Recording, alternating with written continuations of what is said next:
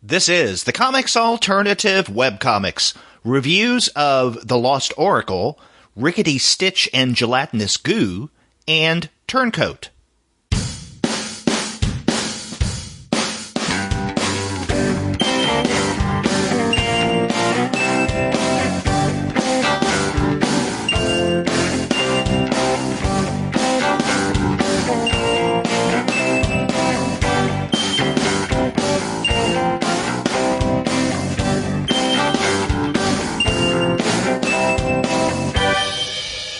Hello and welcome to another episode of the Comics Alternative Webcomics. I'm Derek.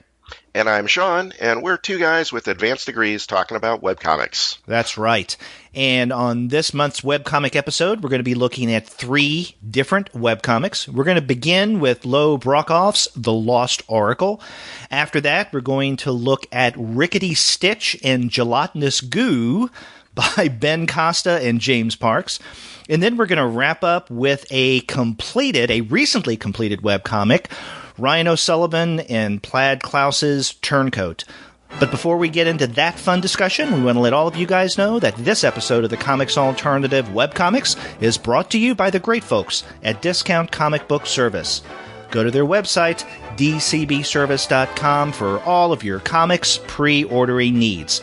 There, you're going to find all DC, Marvel, Image, and Dark Horse titles at 40% off of the cover price if you pre-order.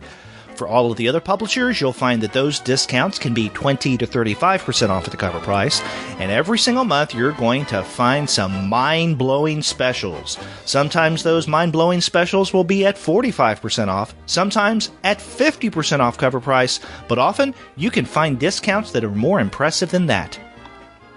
And we also have to put in a nice plug here for their sister site, mydigitalcomics.com. If you prefer your comics digitally instead of in the dead tree format, they have a lot of downloads available. All of their books are available in both PDF and CBZ formats and are DRM free. And that's if you're familiar with digital comics at all, if you're into digital comics, you know that's the way to go. They also have many of your favorite publishers. They've got Image, Boom, Top Cow, Dynamite, anybody, a lot of your favorite your publishers there. And if you order anything through them, you can earn 5% towards your DCBS purchases. That carries over from one to the other. Like I said, they are sister sites and both well worth checking out. That's right. So whether you like your comics in hard copy format or in digital, you can't go wrong with the good folks at Discount Comic Book Service. Go to their websites, dcbservice.com or mydigitalcomics.com. They'll take care of all of your comics pre-ordering needs. And after you do get your comics there, please be sure to send them an email and tell them that Sean and Derek sent you. And Sean, as you're waiting to hear back from the good folks at DCB Service as they're delivering your comics, why don't our listeners take a break with a great cup of coffee? And I know where they can get that great cup of coffee. Where, pray tell, can they get a great cup of coffee? At Just Coffee Co-op. It's another sponsor of this episode of the Comics Alternative Webcomics. They make great coffee, and they have a wide variety of flavors, as well as teas and chocolates. All of their coffee is 100% fair trade, shade-grown, and organic certified. What's more, everything is roasted to order. They do everything in small batches. There is no mass production whatsoever. And if you go ahead and order through them and use the coupon code you hear from us, that's COMICS, C-O-M-I-C-S, you'll get free shipping and 10% off on your order. So it benefits us by getting a little bit of a nudge. They let us, we get to see that you're listening to them and they're listening to us or something like that. and you guys get a great discount. So everybody wins in this. That's right. Go to their website, which is justcoffee.coop. That's justcoffee, one word, .coop. And as you order, be sure to put in our coupon code COMICS, as Sean said, and that'll give you 10% off of your order. That's Just Coffee Co-op. It's a great place to get caffeinated. Well, Sean, let us get into our fun discussion after we remind our listeners of a call to action. And, I think you and I mentioned this in last month's episode as well. Mm-hmm. But at the Comics Alternative, we are conducting a survey over over a 2-month period is our, general time frame. And if everyone goes to survey.libsyn.com/comicsalternative, that's survey.libsyn, libsyn.com/comicsalternative, they'll find a very, very brief survey. Only 6 questions. It'll take you a minute out of your time, if that. And if you put in your email address, you don't have to, but if you do include your email address after taking the survey, then you will be entered in a drawing. And later this year, when we get our Comics Alternative t-shirts printed up, the winner of that drawing will get a free official Comics Alternative t-shirt. I think that sounds like a great deal to me. So again, go to survey.libsyn.com/comicsalternative and enter into the contest when you give your email address. I can't wait to see these t-shirts once we're done with them. Yeah, I can't either. I had designed something last year, but we never had them printed up. But I think I want to change the design, so I don't even know what they'll look like yet. Excitement for everybody, including me.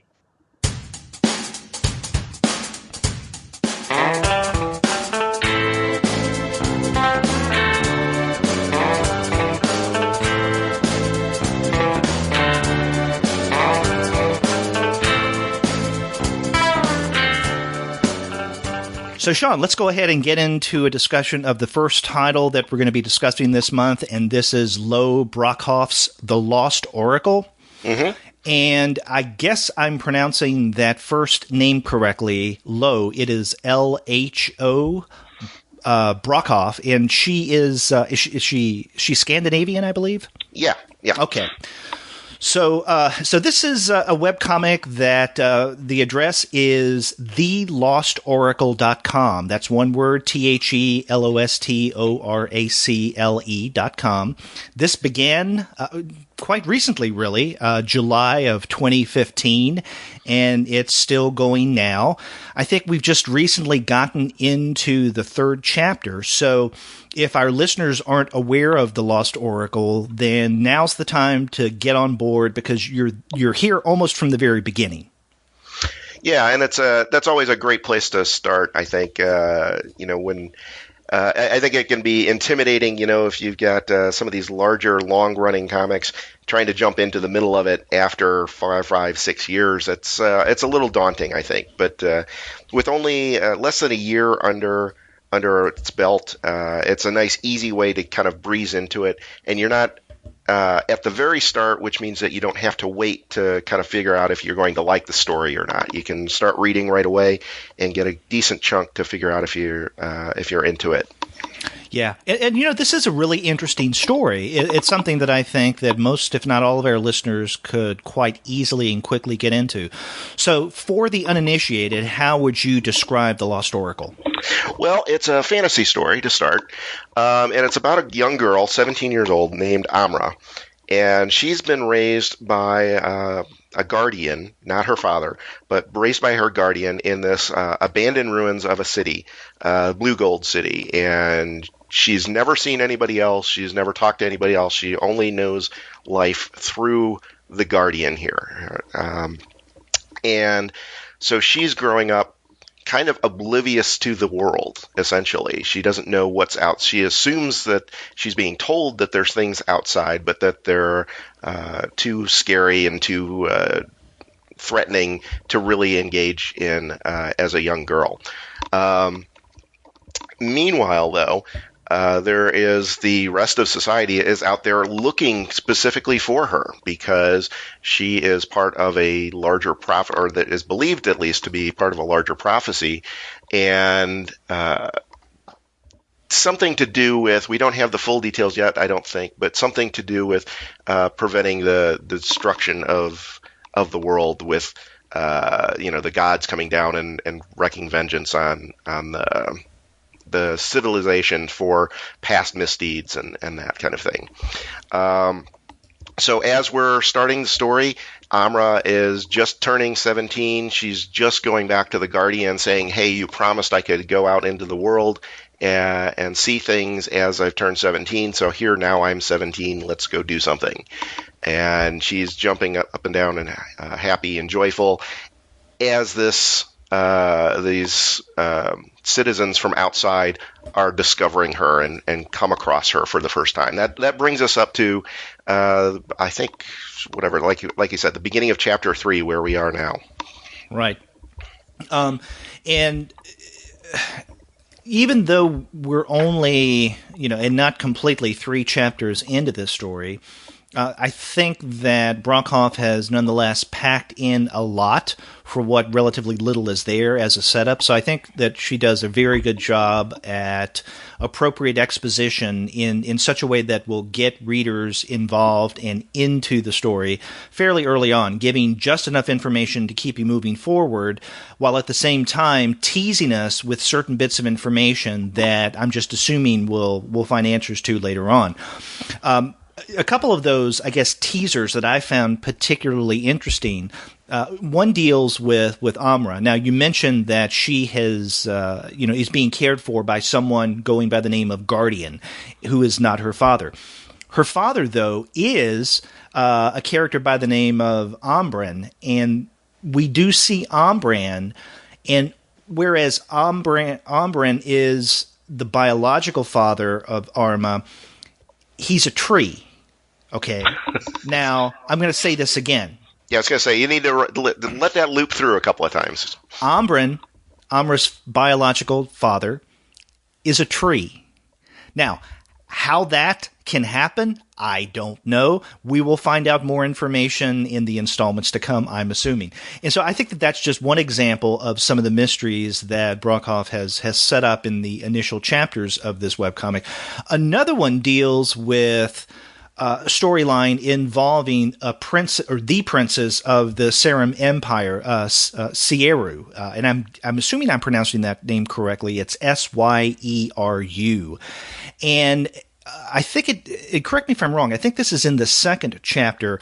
We get a little background information about Syeru when she was a girl, and what her parents, specifically her father, put her through as a way of, shall we say, toughening her up.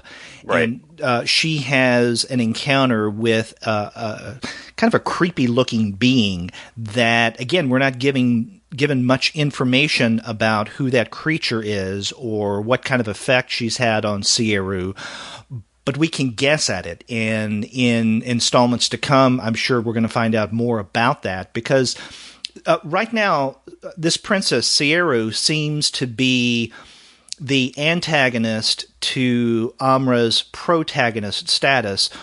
Although, and maybe you have a different feeling about this, Sean, the way that Brockhoff has sketched out Syeru so far, she doesn't seem villainous. In other words, there's enough of her personality there that is 3-dimensional, that has me drawn to her, at least in some slight ways, that I think that she's not going to be a complete jerk, villainous, creep that we will want out of the story sooner rather than later. Yeah, she's portrayed, I think, very much as she's not a very fun-loving character, certainly, but she's certainly not portrayed as an evil one, right? She's a good princess, or trying to be a good princess at least, and doing what she thinks is right for her and her people and her civilization, and that. And the people that are around her friends and scholars, bodyguards, and that kind of thing, they all seem to, I don't know if enjoy is the right word, but they appreciate where she's coming from and what she's trying to do. They're all kind of friendly and cordial with each other. So there's definitely not. We don't really have a villain per se. I think that makes for a important distinction. She is, like you said, an antagonist in that she's doing something that's counter to Amra or Amra's desires, but definitely not with any kind of villainous intent, I don't think. Exactly. And maybe maybe a better way of describing the relationship between Syeru and Amra is that between or that of the foil, right? Because a foil is a character that, by contrast, brings out the best defining quality of another character. And when we look at Sieru, she is kind of a hard ass. She is no nonsense. She doesn't have much of a sense of humor. She gets down to work. In other words, she seems like a very stern individual, which is completely the opposite of Amra, who is carefree, whimsical, does what she wants, very happy, engaging, and jovial. So I think those two are opposites, and we get to see one's character brought out more fully when set alongside the other. Excuse me. Yes. One thing I'll be curious to see as we're going forward. We haven't seen a whole lot of Sieru's civilization and the world that she inhabits too much, right? The people that we have seen are all fairly close to her, and like I said, bodyguards and other royals and that kind of thing. What I'll be curious to see is how much of that kind of lack of enjoyment or lack of verve in her life is a product of the culture itself, and if that's just something that's endemic to that entire society that she's in, or if that's just a unique character trait. We do see a little bit. There's some differentiation between the different characters in that regard. The other characters of her cohort. But we haven't seen enough of it yet, I don't think, to get a sense of how much of that is specifically Sieru versus the culture she's from at large.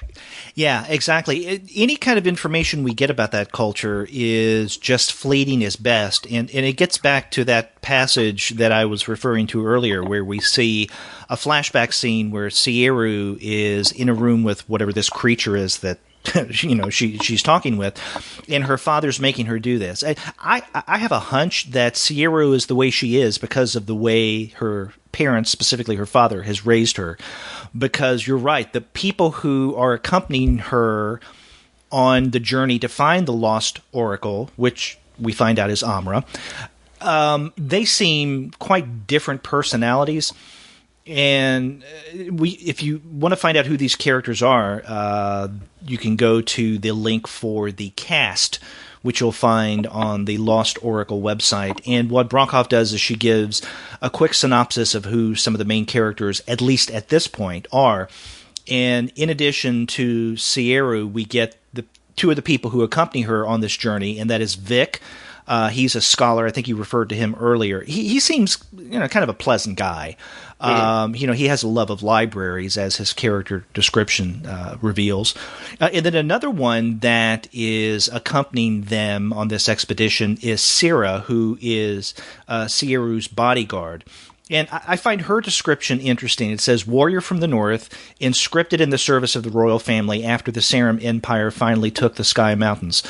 So, and the reason I wanted to read that is because this is an example of the kind of narrative world that Brockhoff has set up ahead of the story. So there are bits of information here about some of these characters, such as Sira, the bodyguard, that we don't have yet in the story, soon into the third chapter, but we're sure to get later.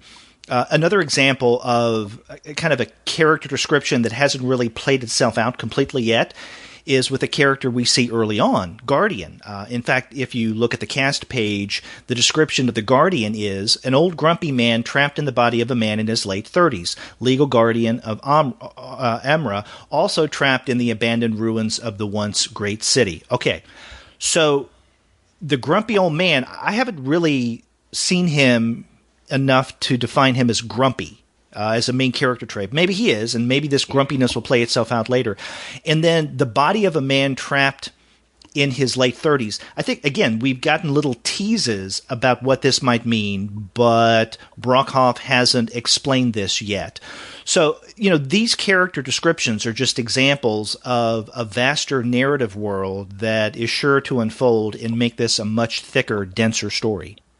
Yeah, and we've started to see little hints of that. There's a sequence, and I think this plays into the other characterization too that we need to bring up is Ambra's father, the tree.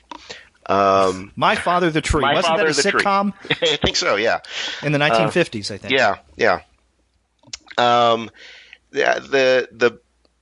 the character that we're presented with he's not like, say, an Ent or, kind of a tree walking creature or something. He looks like and is drawn like somebody went up to a tree and carved a human figure into it.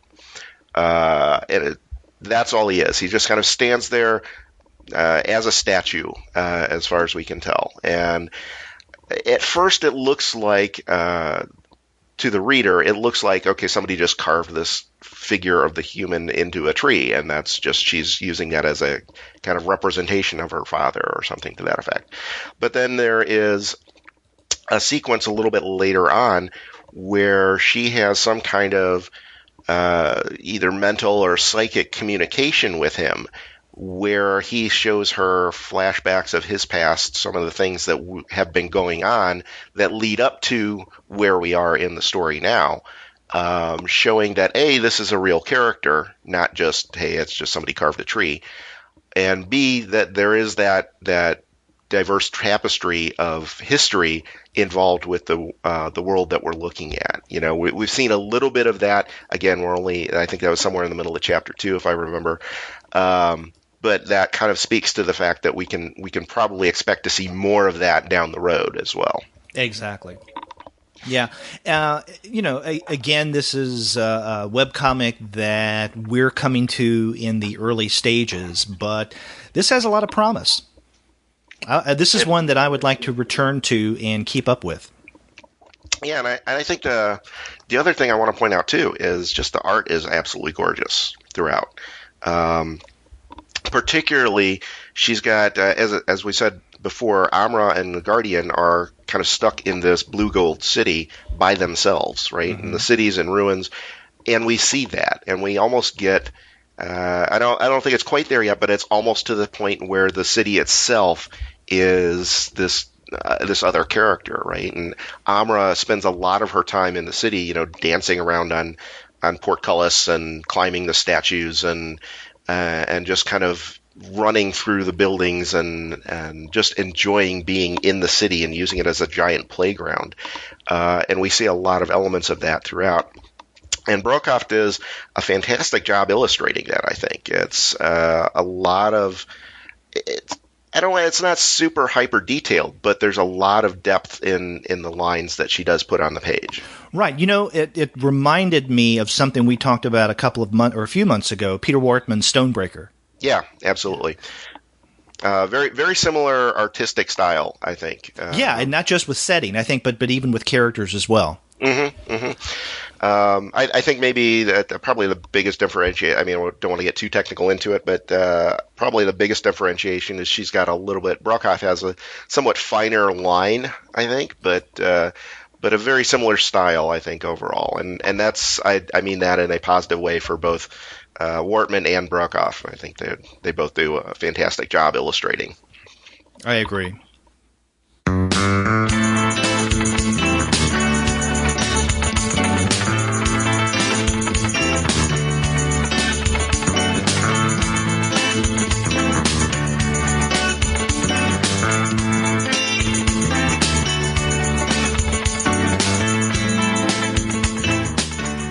So let's look at the next current ongoing webcomic for this month, and that is RIckety Stitch and Gelatinous Goo. This is written and drawn by Ben Costa and James Parks. You can find it at RIckety Sketch. RIckety Sketch, that's RIcketystitch.com. And this is a webcomic that has probably been going on since summer of 2014. And I say probably because, Sean, when you and I were talking before we started recording this episode, we were trying to figure out exactly when the first installment of RIckety Stitch and Gelatinous Goo went up. Unfortunately, none of the web pages or the webcomic pages are dated. Either on the page itself or neither that, or there's no time date stamp on the posting.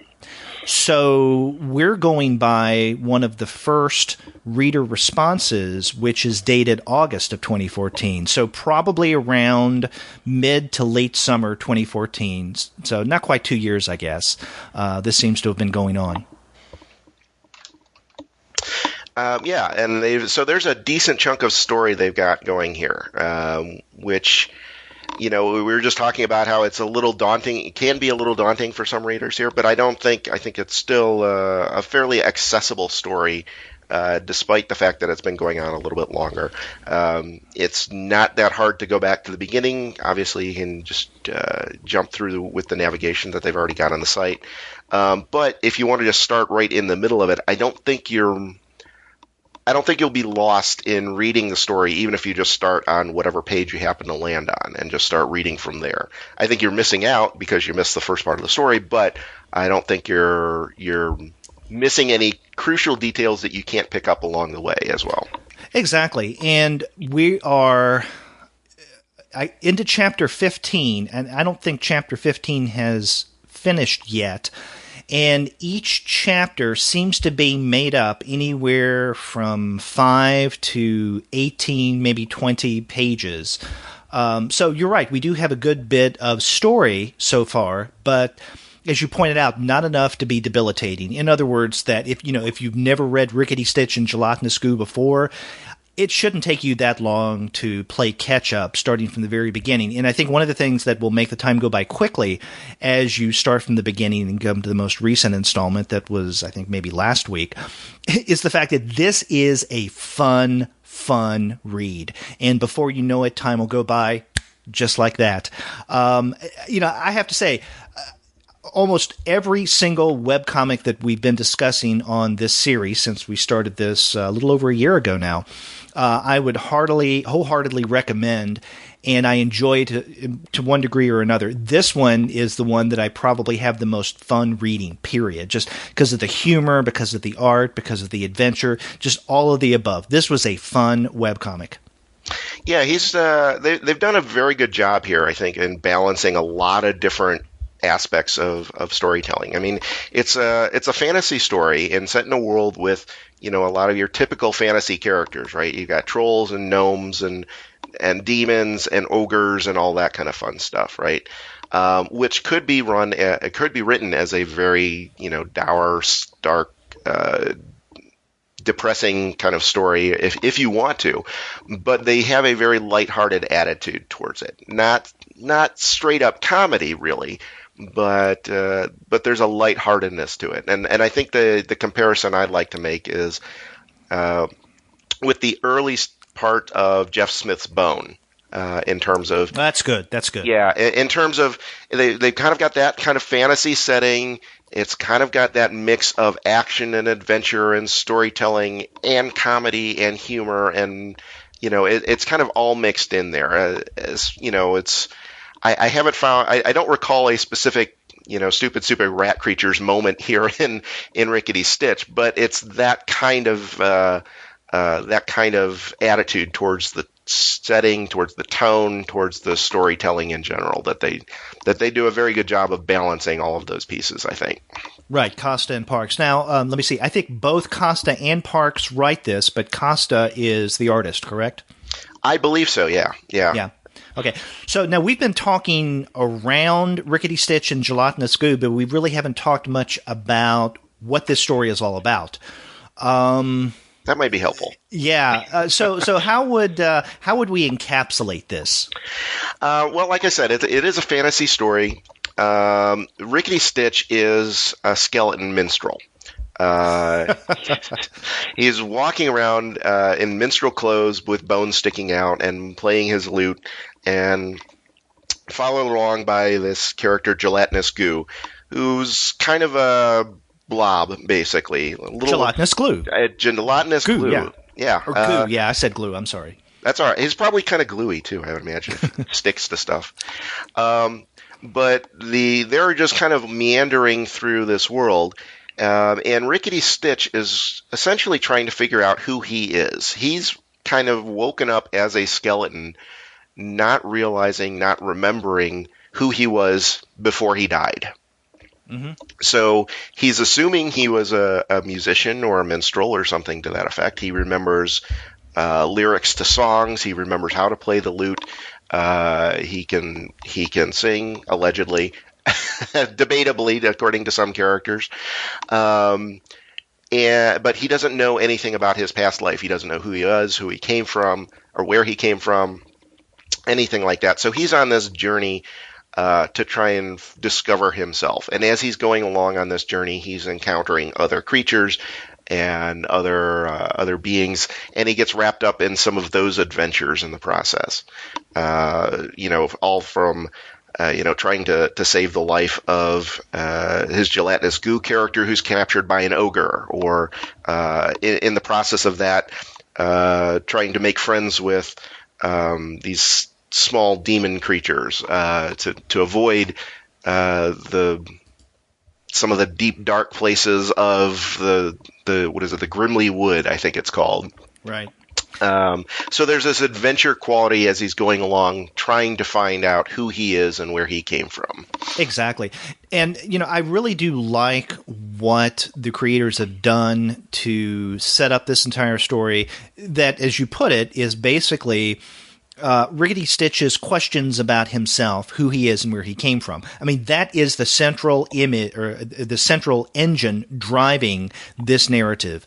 Not only does that search for self become the pretense for the physical journey that he's undergoing. I mean, he and Gelatinous Goo go off to basically find out who Rickety Stitch is, and that's the purpose of their journey, at least initially.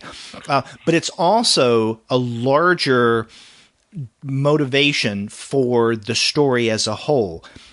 I'll tell you what I mean by this. When you go to the very first pages of Rickety Stitch and Gelatinous Goo, starting at the very beginning, you're going to see a black and white comic. And, my reaction when I first started Rickety Stitch, and I went to that first page, I saw the black and white art. I thought, I thought this was going to be something in color. Maybe I was just misremembering. And so for the first several pages, I thought, okay, this is a black and white comic. And then things change and we get color panels. The black and white segments, the beginning and even into the story proper of Rickety Stitch and Gelatinous Goo, when things are black and white, we're in the dream world of Rickety Stitch.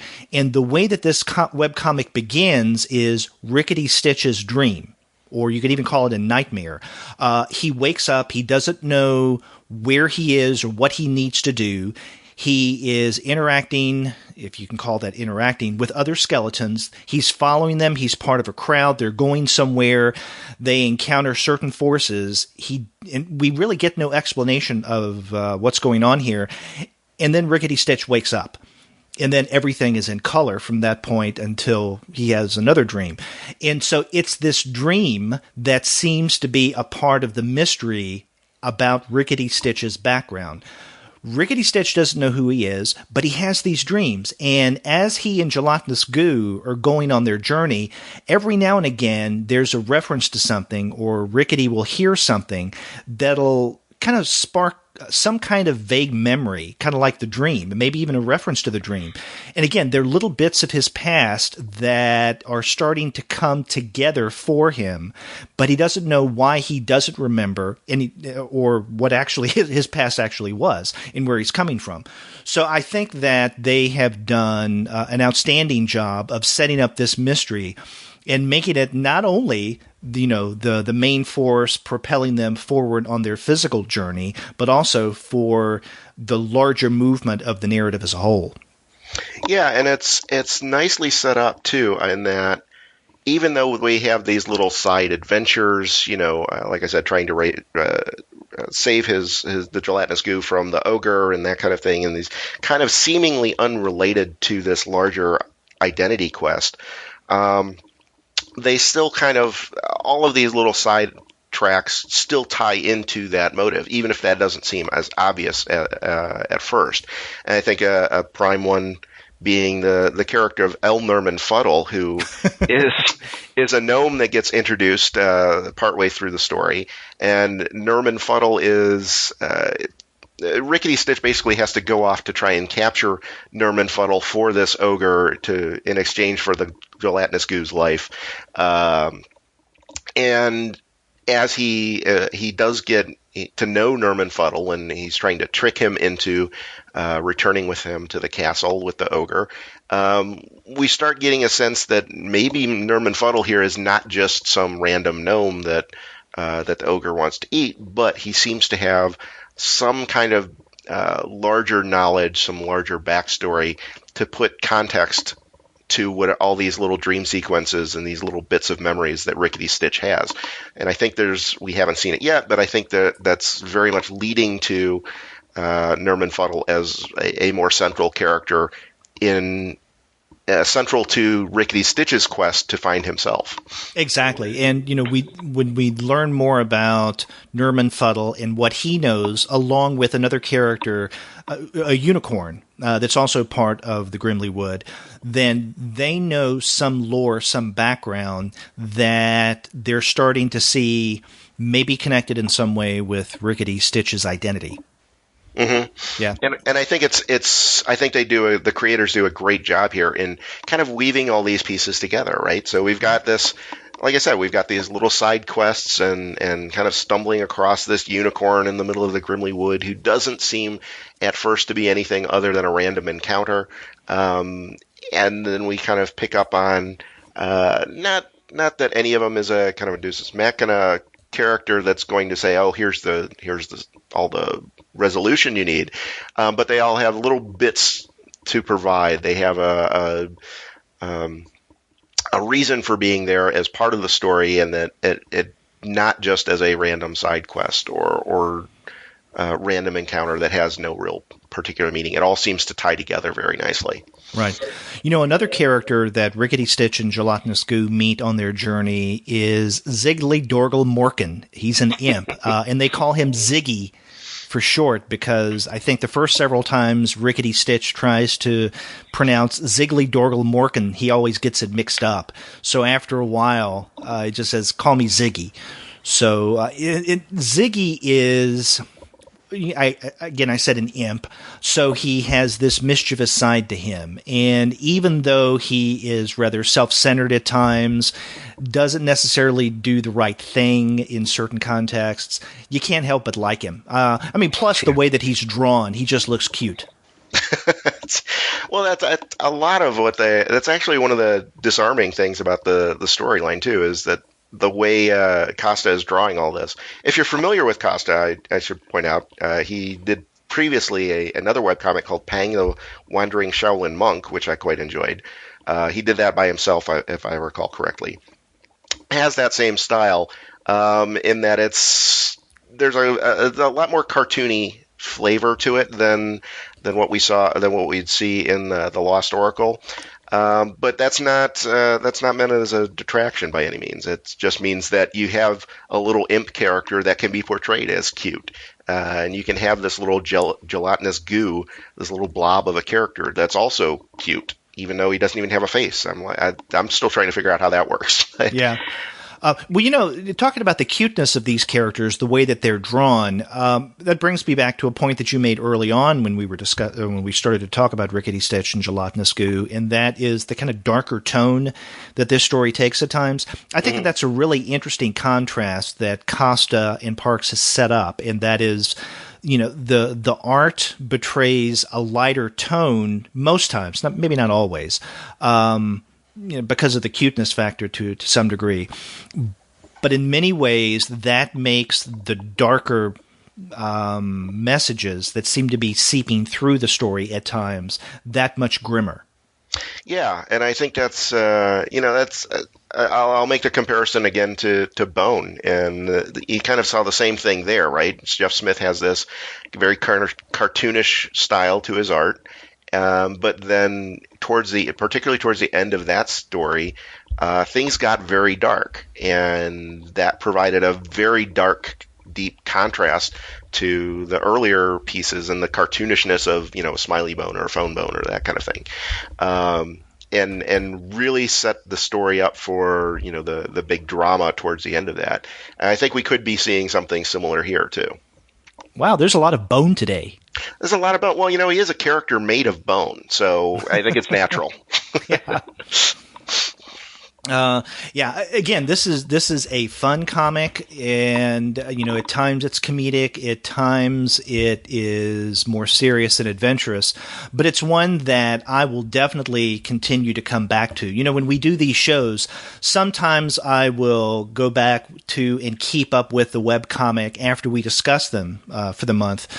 Sometimes I don't, and not because I don't like the comic, but just because of lack of time. But there are a few that I go out of my way to keep up with, and I can tell that this is going to be one of those. It's been very enjoyable so far, I got to say. I've been reading it for at least a little while now, and I've quite enjoyed it.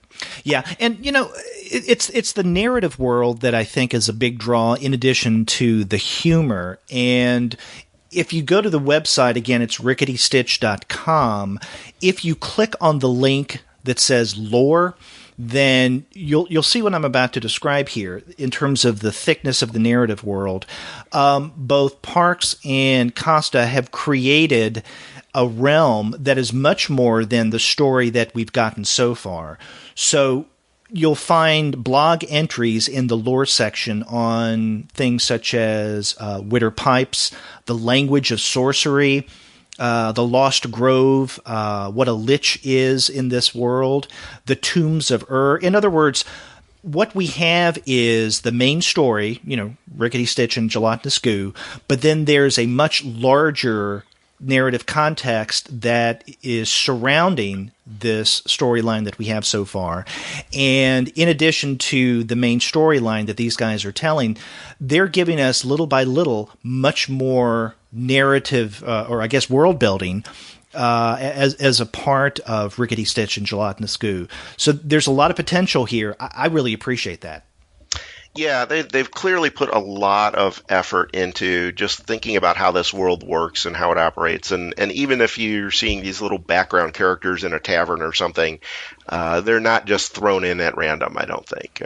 They've really put some thought into it. And even if you don't see these huge backstories or anything played out on the pages of the comic itself, the fact that they've put the thought into it and kind of developed all of these workings of this world, I think it ends up kind of playing into the larger narrative. And even, like I said, even if you don't see the specifics, you do get the sense that there's that back history and that these are all very real and complex and devoted characters and places throughout the entire world that they inhabit.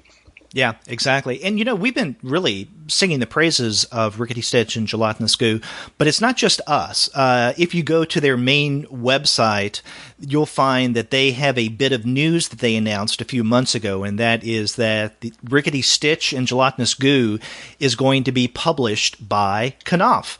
And in fact, I guess back in November, they announced that the Rickety Stitch trilogy will be put out in hard copy form from Knopf. So this is great. I mean, this is one of those books that even as I'm reading this as a webcomic, I would like to actually have a physical copy of because, it's a great story, really good art. Now, they're saying that this is a Rickety Stitch trilogy. I'm assuming that the story we have so far, we're into chapter 15 now. I'm assuming this is the first book of the trilogy because where we are now, it seems to be that we're about to wrap up this section with the ogre. That seems to be something like an endpoint that's about to come up. I'm wondering if that'll be the ending of the first part of the trilogy. That would be my guess, because we're a little shy of 200 pages in at this point, which would make a nice graphic novel. Yeah, in terms of size. So I would guess that that's kind of where we're looking at. Sometime in the near future, we'll be seeing a good breaking point here. However, I do have to point out, though, I suggest that all of you, if you're interested, do continue reading the webcomic because the printed version is not coming out till the summer of 2017. Yeah. And that's a bit of a wait for me, so I'm just going to keep reading. Yeah. You can get your hard copy in a little more than a year from now. But in the meantime, definitely go to RicketyStitch.com and you'll find a fun read.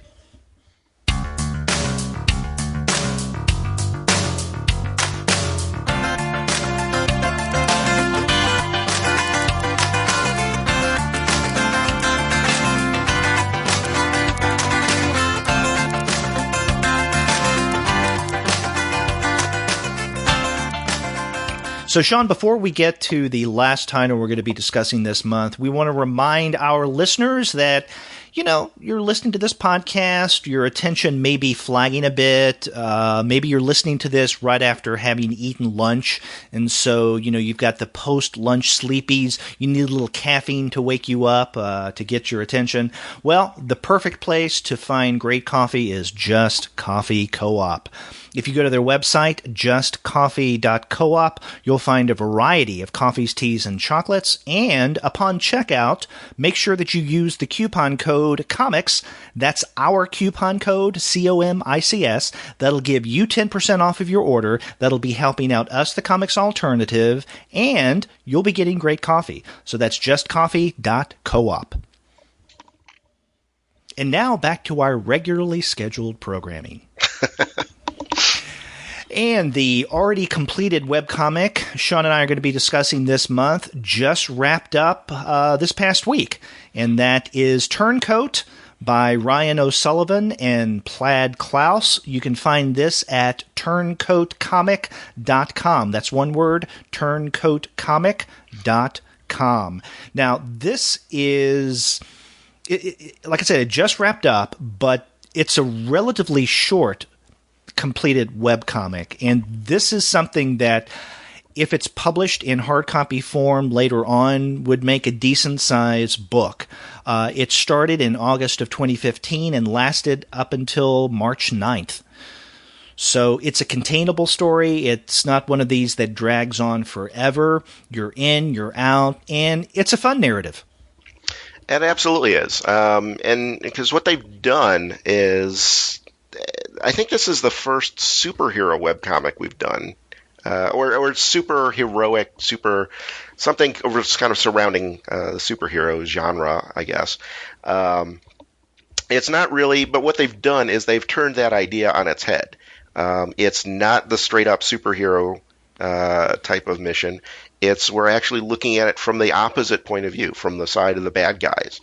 And what's going on is that the villains of this world have decided that there are too many super people going around, and that the increasing number of them is causing the supervillain community problems. So what they've done, what these characters have done, have put together essentially a hit squad that will specifically take out superheroes as they're just starting to get out and learn about their powers before they become very established, very powerful. And it's basically a way of controlling. What they say is they're literally trying to control the superhero population in the same way that you would control a coyote infestation or something. Yeah. So they hire these hitmen to go out and take out these new and upcoming superheroes before they become a danger to the superhero community. Or to the supervillain community, I should say. Yeah. Now, the main character in this story is named Duke, and he is, I guess, the main hitman. What is the name of his handler? I didn't write that down.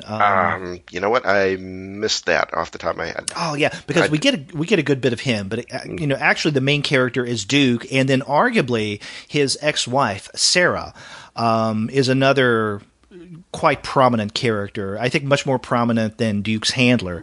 Mm-hmm. Duke is someone who can do the job, but he doesn't do it without problems. He's a bit of a schlep at times. Yeah, well, that's the interesting thing is he's not really into it for any good reason. He's here. He is trying to take down these superheroes, but he really just signed up for it in the first place to impress the girl who became his ex-wife.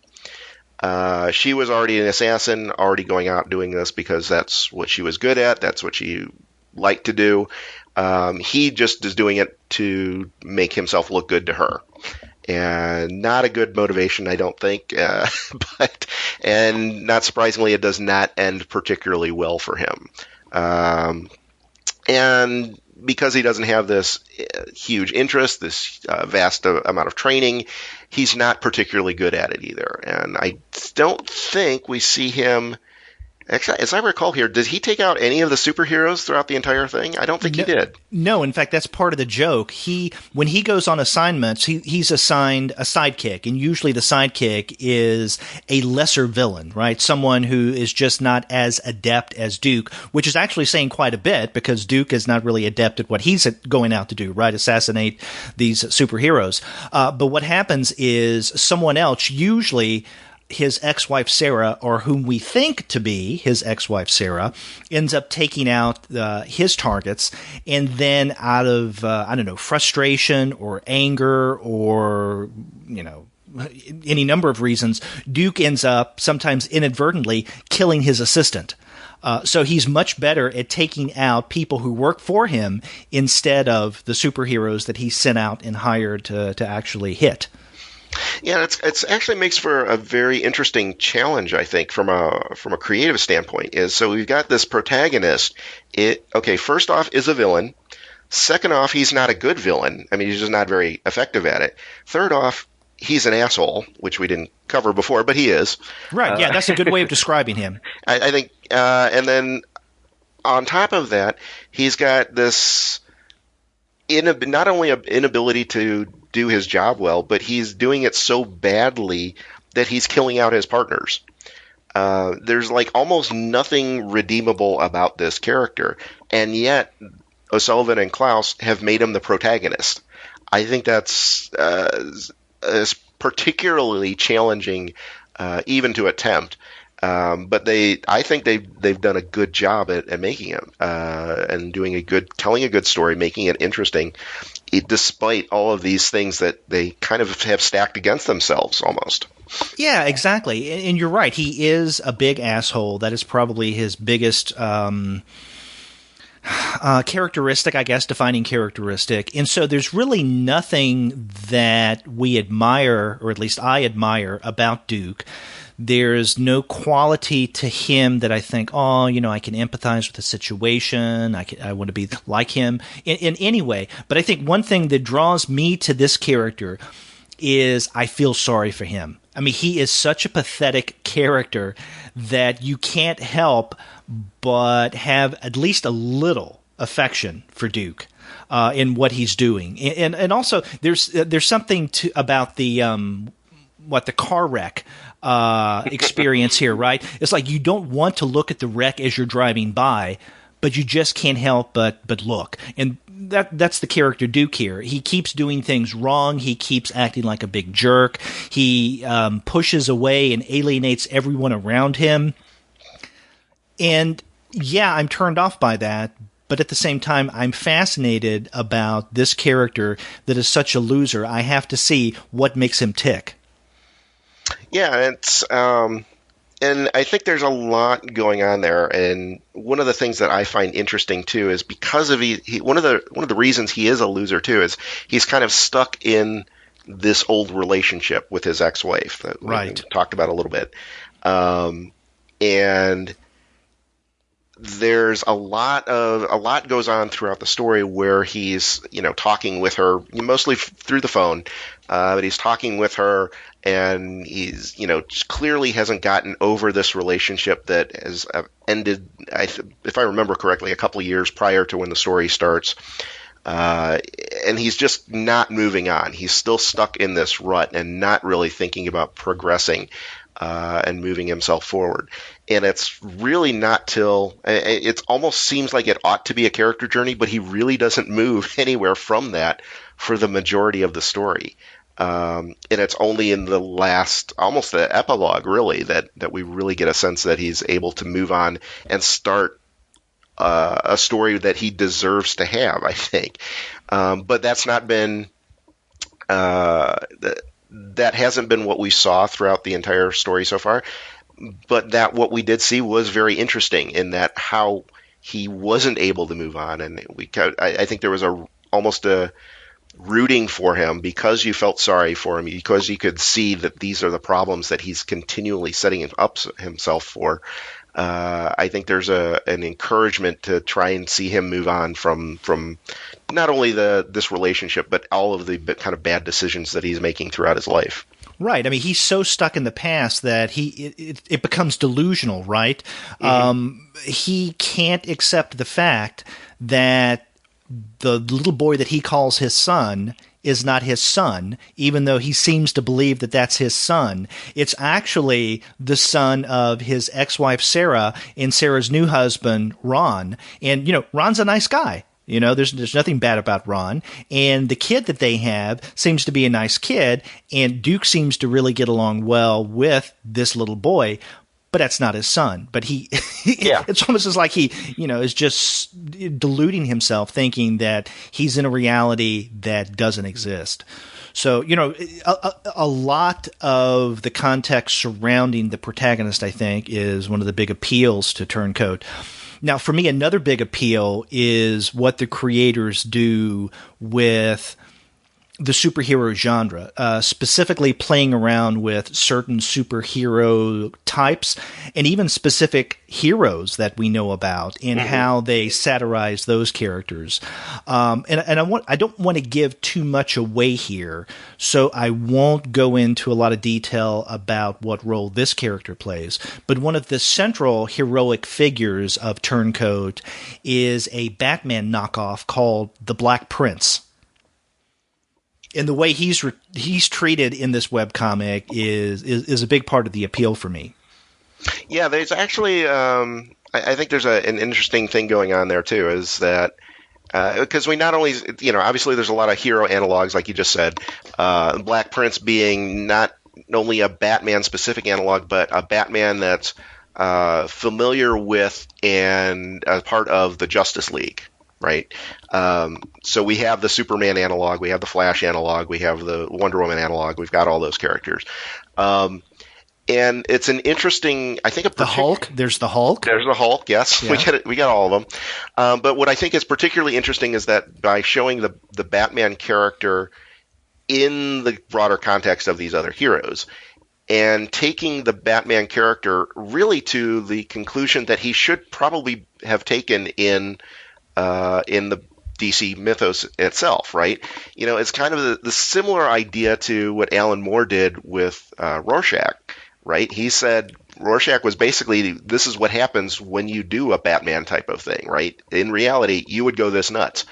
And I think O'Sullivan and Klaus have taken a similar idea, but played it out in a different way. Right. And it kind of goes to a very kind of Batman-esque logical conclusion that is very different than what you see in the DC comics, which I think is a very interesting way of looking at and expressing that environment and that kind of a reaction to what's in DC right now. Mm-hmm. So, we mentioned the relative brevity of this webcomic.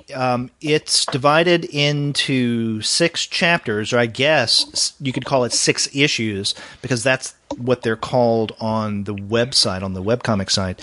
And in fact, I think one way of looking at Turncoat is that each chapter or issues is equivalent to an issue of a comic book.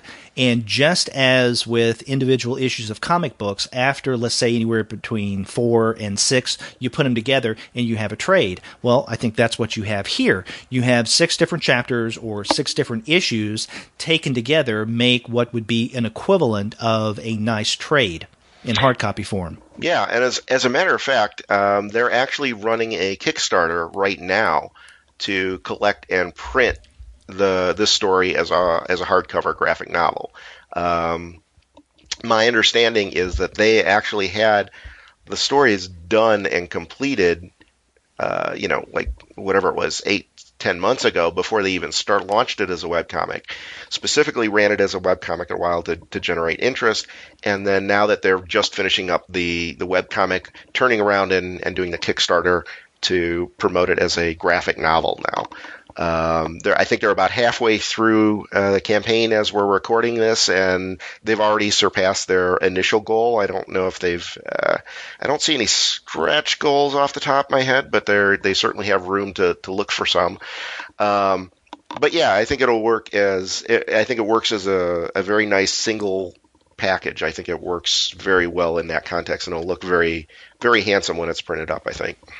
Yeah, and it's interesting that they're going the route of Kickstarter. This strikes me as something that you could find maybe Dark Horse or even IDW or perhaps even Image coming out with a hard copy form of this, because they've done that with a variety of different webcomics in the past. I think most recently, one of our favorites in that Space Mullet, Dark Horse, is going to be putting that out pretty soon. I mean, maybe they didn't have nibbles, or maybe they wanted to just go the self-published route completely with a Kickstarter.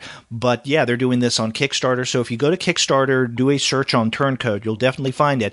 And as of the recording today, which is the 13th of March, there are 16 days to go. So you guys, depending on when you are listening to this, you have about 2 weeks to be a part of this Kickstarter campaign and get a hard copy of Ryan O'Sullivan and Plaid Klaus's Turncoat. Great stuff. Great stuff. Well worth checking out.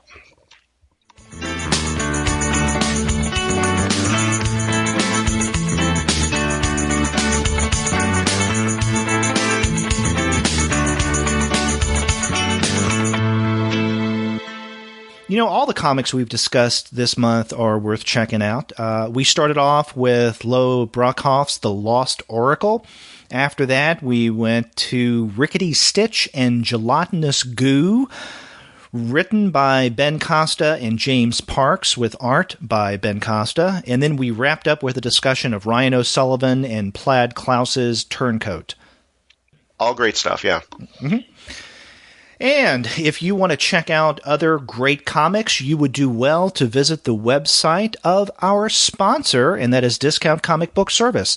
Go to dcbservice.com. It's a great place to pre-order your comics. And remember, they have a digital comic site as well, which is mydigitalcomics.com. So whether you order your comics in hard copy or digital format, you can't go wrong with those guys. And then after you do get your comics there, get in touch with us and let us know what you think about the webcomics we discussed for March. If you go to our website, comicsalternative.com, you'll see that you can leave us a voice message through SpeakPipe. It's a very simple and easy process. Or if you want to be difficult about things, you can pick up the phone and call us the old-fashioned way. Our phone number is 415-3-COMICS. That's 415-326-6427. And of course, since we're talking about webcomics here, it might make sense to just send us something digitally in the first place. We could just click on a link and go to a webcomic you'd like us to take a look at. You can email us at twoguys@comicsalternative.com. That's TWOGUIS. Or you can contact me directly at Sean@comicsalternative.com. And you can contact me at Derek@comicsalternative.com. And in fact, you can find us all over the social media sphere, places like Twitter, Facebook, Tumblr, Instagram, Google+, Goodreads, and Pinterest. We even have a YouTube channel, so you can consume the podcast that way. You can subscribe to us through iTunes. You can stream us on Stitcher. You can also find us on TuneIn. And as always, you can find every single one of our episodes, as well as the reviews and the comics-related commentary that we post on our blog. And that is at the website, comicsalternative.com. So we like to hear from you. Please get in touch and recommend webcomics. And we'll be back next month with more webcomic adventures. Until then, I'm Derek. And I'm Sean, and we'll see you next month. Take care.